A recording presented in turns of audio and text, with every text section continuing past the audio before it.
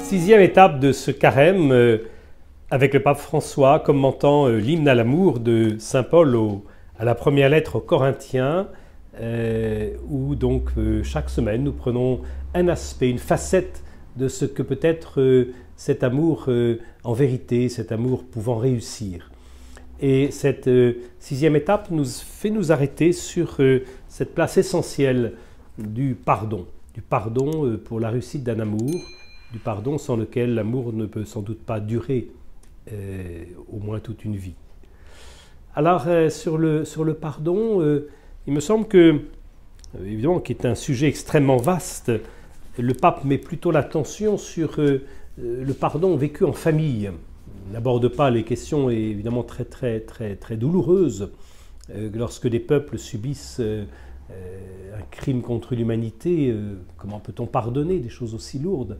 Non, c'est plutôt le pardon dans la vie quotidienne d'une famille, dans la vie quotidienne d'un couple. Et alors là, il compare deux attitudes. La première qui est celle qui consiste à s'établir dans la rancœur. C'est-à-dire qu'on a l'impression que la rancœur accumule tous les reproches qu'on pourrait faire à quelqu'un d'autre et en fait la somme, et on n'en sort pas. Hein. La rancœur, dit-il, prend en compte le mal, en prend note. C'est-à-dire qu'il est rancunier, finalement. Hein. Le contraire, c'est le pardon. Hein. Le pardon qui consiste, à l'inverse, à essayer de comprendre la faiblesse d'autrui et à chercher à lui trouver des excuses. De ce point de vue-là, le pardon trouve son fondement sur la parole même de Jésus lorsque, lui, écrasé de toutes les injustices qu'il subit pendant la Semaine Sainte, a ces mots adressés à son Père, « Père, pardonne-leur, ils ne savent pas ce qu'ils font. » Donc le pardon, au fond, c'est prendre la défense de l'autre, c'est lui trouver peut-être des excuses, c'est en tous les cas ne pas cumuler la rancœur. La rancœur qui d'ailleurs, dit-il, risque de devenir impitoyable devant toute erreur de l'autre. Ayant défini ces deux attitudes, l'attitude de la rancœur et l'attitude au contraire du pardon, il ne cache pas qu'effectivement, ce n'est pas toujours facile de pardonner, c'est même plutôt difficile.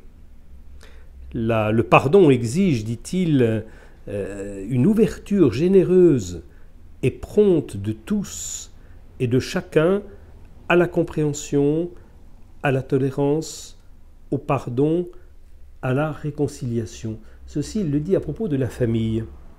Aucune famille n'ignore combien l'égoïsme, les dissensions, les tensions, les conflits font violence à la communion familiale et peuvent même parfois l'anéantir. Donc on sent que c'est vraiment une œuvre commune que celle de la place du pardon dans les relations qui constituent celle d'une famille. Et alors il finit cette approche du pardon par deux peut-être remarques qui sont intéressantes. Non seulement celle qui consiste à en famille essayer de amortir tous les chocs et les reproches réciproques, mais aussi ça va jusqu'à nous comprendre et nous pardonner nous-mêmes. C'est-à-dire que faute de s'être quelquefois fait ce travail-là pour nous-mêmes, de nous pardonner à nous-mêmes, alors nous en arrivons à nous méfier des autres. Et le pape nous encourage finalement à prier avec sa propre histoire. Nous avons sans doute les uns et les autres des choses à nous pardonner à nous-mêmes, et tant qu'on ne les a pas intégrées, tant qu'on ne sait pas pardonner à soi-même, quand on ne sait pas accepter soi-même, quand nous n'avons pas appris à cohabiter avec nos limites, une autre expression du pape, alors nous risquons de ne pas savoir pardonner aux autres. Il y a un pardon à se donner à soi-même pour arriver à pardonner aux autres. Et pour finir, le pape donc développe dans le paragraphe suivant un pardon qui doit venir jusqu'à se laisser pardonner par Dieu.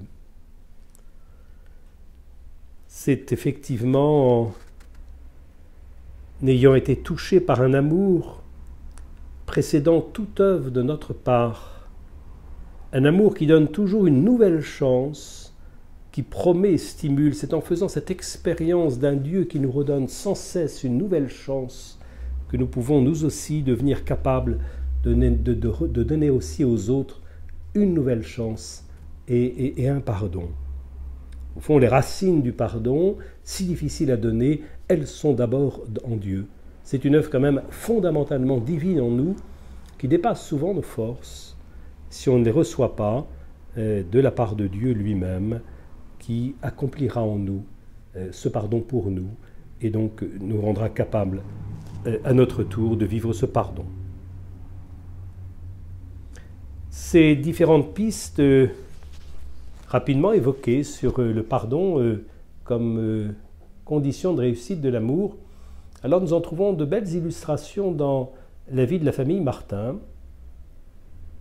Quand on regarde par exemple les 3 enfants Guérin, la génération de Zélie, quand on regarde Zélie, sa sœur aînée, Marie-Louise, devenue sœur Marie-Dosité, et puis Isidore Guérin, son jeune frère, leur jeune frère, je me dis souvent, nous avions dans ces 3 personnes de quoi faire un véritable panier de crabes. Ça veut dire que c'est une famille qui avait été profondément heurtée par une éducation qui avait non seulement négligé les 2 aînés, les 2 filles aînées, qui n'ont pas eu du tout de signes d'affection, de signes d'attention de la part de leur maman, mais qui en revanche ont été témoins d'une grande préférence accordée au dernier, au petit frère, à Isidore. Cette inégalité de traitement et cette rudesse dans le traitement de ces enfants, des 2 aînés, donnaient tout ce qu'il fallait pour faire un panier de crabes de la famille Guérin dans la génération de Zélie. Or, je dirais la grande chance, la grande grâce de cette famille, c'est que, au lieu de se diviser à cause de ce traitement d'éducation initiale, ces 3-là sont restés mais unis comme les doigts d'une même main. Hein. Et elles le disent souvent, les 2 aînés, combien elles sont émerveillées de voir l'unité qui règne entre les 3. Et alors, il y a en finale cette lettre très très touchante de la sœur aînée, donc, qui est sœur Marie-Dosité, devenue visitandine, et qui, emportée malheureusement par la tuberculose, se sent un peu au terme de sa vie, et qui envoie une très belle lettre à son jeune frère, en disant, tu sais, non seulement je t'ai toujours aimé, bien sûr j'ai été la sœur aînée, la fille de la famille, quand maman est décédée, c'est moi qui ai essayé de prendre un petit peu en main ton éducation. Quelquefois, j'ai peut-être été un peu exigeante, je ne me suis pas très bien pris pour te parler de certains sujets, mais tu sais, c'était vraiment peut-être par maladresse, mais aussi par beaucoup d'amour. En tous les cas, ce que je te demande, c'est de me pardonner si j'ai été trop rude avec toi, si j'ai été trop exigeante. Cette lettre-là est très touchante parce qu'elle évoque ce qu'on dit souvent aujourd'hui de l'importance, peut-être avant de nous quitter, avant de mourir, de pouvoir, avec ce qui nous entoure, avoir ces mots de vérité, ces mots où on ose se dire à la fois l'amour qu'on a les uns pour les autres, en même temps se demander le pardon dont on sent qu'on a besoin pour je dirais, la réconciliation, l'unité et le bonheur de ceux qui demeurent, de ceux qui restent. On a ce témoignage d'une très belle demande de pardon de sœur Marie-Dosité à son frère et même à sa sœur à cause de ses exigences de sœur aînée de la famille. Et puis on aurait bien d'autres exemples de ces pardons donnés. Je repense à cette lettre où Zélie nous parle de mademoiselle Irma qui était couturière à Alençon et qui travaillait beaucoup pour la famille Martin, et ça depuis des années, peut-être plus de 10 ans. Et il s'est trouvé que plus le temps passait, moins son travail était de qualité. Et Madame Martin avait beau, en prenant des formes, de lui dire peut-être qu'il aurait amélioré tel ou tel aspect. Non seulement elle ne voulait pas l'entendre, mais elle avait plutôt des réactions assez violentes contre toute petite remarque pour améliorer le travail. Si bien qu'au bout d'un petit moment, Zélie dit il va falloir qu'on interrompe notre collaboration. Et elle trouve une autre couturière qui fait la satisfaction de Marie, qui trouve qu'elle est vraiment bien plus douée, etc. Mais Zélie était toujours travaillée par le fait qu'elle avait cette dette de reconnaissance pour une personne qui pendant des années et des années avait travaillé pour elle. Se croisant dans les rues d'Alençon, en faisant des courses, c'est presque elles se sautent dans les bras l'une de l'autre, ou du moins elles se serrent avec beaucoup de chaleur les mains, Mademoiselle Irma présentant ses excuses à Madame Martin. Et elle dit, il m'en faut pas tant pour que non seulement je accepte ses excuses, mais pour qu'on redevienne amis.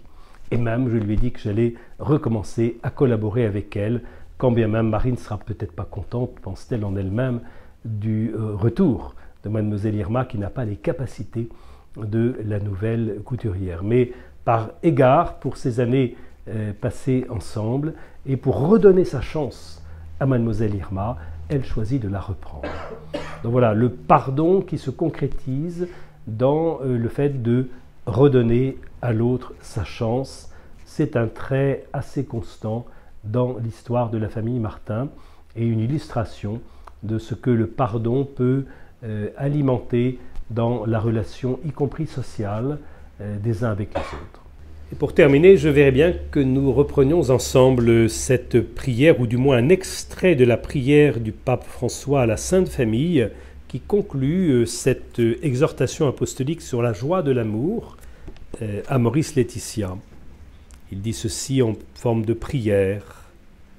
Sainte Famille de Nazareth, que plus jamais il n'y ait dans les familles de scènes de violence, d'isolement et de division, que celui qui a été blessé ou scandalisé soit bientôt consolé et guéri. Sainte Famille de Nazareth fait prendre conscience à tous du caractère sacré et inviolable de la famille, de sa beauté dans le projet de Dieu. Jésus, Marie et Joseph, écoutez, exaucez notre prière. Amen.